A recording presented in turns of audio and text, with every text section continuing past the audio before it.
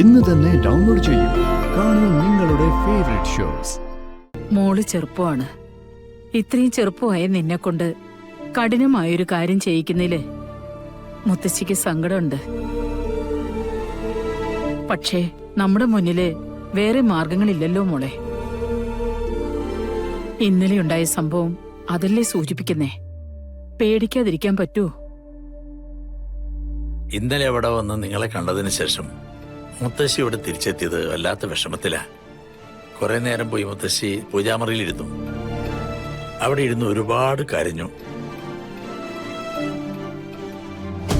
ഇന്നലെ മോൾക്ക് പിറകെ വന്ന നാഗം മോളെ ഉപദ്രവിച്ചിരുന്നെങ്കിലോ? നാഗം വന്നത് നല്ല സൂചനയല്ല മോളെ. അതെന്നേക്കുമായി ഒഴിവാക്കിയേ പറ്റൂ. അതിനാണ് 41 ദിവസം വ്രതം അനുഷ്ഠിക്കാൻ പറഞ്ഞത്. മോൾക്കും നവീനും യാതൊരു കുഴപ്പം വരാൻ പാടില്ലെന്നേ ഞങ്ങൾ ചിന്തിക്കുന്നുള്ളൂ. തറവാടിന്റെ നന്മയ്ക്ക് വേണ്ടി മോളി കർമ്മങ്ങൾ മനസ്സറിഞ്ഞ് ചെയ്യണം. മുത്തശ്ശി ഈ തറവാടിന് വേണ്ടിയാ മോളോട് പറയുന്നേ. അപ്പോ ഇതുകൊണ്ടാണ് സിത്താര മാഡം വീണ്ടും എന്നോട് ഈ വേഷം കെട്ടാൻ പറഞ്ഞതല്ലേ? ഗാഥയുടെ മുന്നില് നാഗം വന്നു. അതിനുവേണ്ടിയുള്ള പരിഹാര കർമ്മങ്ങൾ തീരുമാനിക്കുകയും ചെയ്തു. അത് ഞാൻ ചെയ്യണം. കൊള്ളാം. എന്താ മോളെ? ഒന്നുമില്ല മുത്തശ്ശി. മുത്തശ്ശി പറയുന്ന കർമ്മങ്ങളൊക്കെ ഞാൻ ചെയ്തോളാം. അത് മതി മോളെ. നാളെ മുതല് വെളുപ്പിനെ ഉണരണം. തണുത്ത വെള്ളത്തിൽ കുളിക്കണം. പരമ്പരാഗത വേഷം മാത്രമേ ധരിക്കാൻ പാടുള്ളൂ.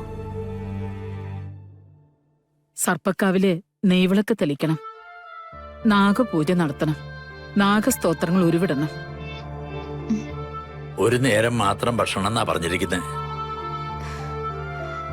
കിടക്കുന്നത് പായ വിരിച്ച് വെറും നിലത്തായിരിക്കണം.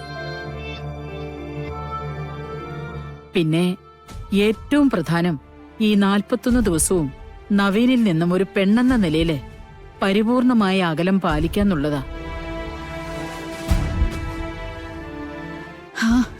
നവീനെ അകറ്റി നിർത്താൻ വേണ്ടി ഇനിയൊന്നും പ്രത്യേകിച്ച് ചെയ്യേണ്ട കാര്യമില്ലല്ലോ. എല്ലാം കേട്ടു നിന്നപ്പോ എന്താ കുട്ടിക്ക് തോന്നിയേ? എന്താണെങ്കിലും തുറന്നു പറഞ്ഞോളൂ. ഒരു ശിക്ഷ പോലെ കഠിനമാണിതെന്ന് ഞങ്ങൾക്കും അറിയാം. ഒരിക്കലുമില്ല മുത്തശ്ശി.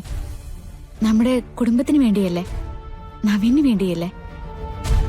എത്ര കഠിനമായ വ്രതമായാലും ഞാനത് പൂർത്തിയാക്കിയിരിക്കും. മോളെ, അച്ഛന്റെ സങ്കടം എനിക്ക് മനസ്സിലാവുന്നുണ്ട്. അച്ഛന്റെ മകനെ നല്ലവനാ. ആ മകന് ഒന്നും സംഭവിക്കില്ല.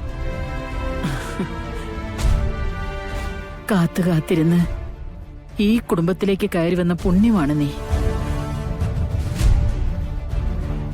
കളരിക്കൽ തറവാടിന് എന്നെന്നും നിന്നോട് കടപ്പാടുണ്ടായിരിക്കും. അങ്ങനൊന്നും പറയല്ലേ മുത്തശ്ശി. ഇതെന്റെ കടമയായിട്ട് ഞാൻ സ്വീകരിച്ചു. എന്നാ ഞാൻ അകത്തേക്ക് പോക്കോട്ടെ? ശരി മോളെ.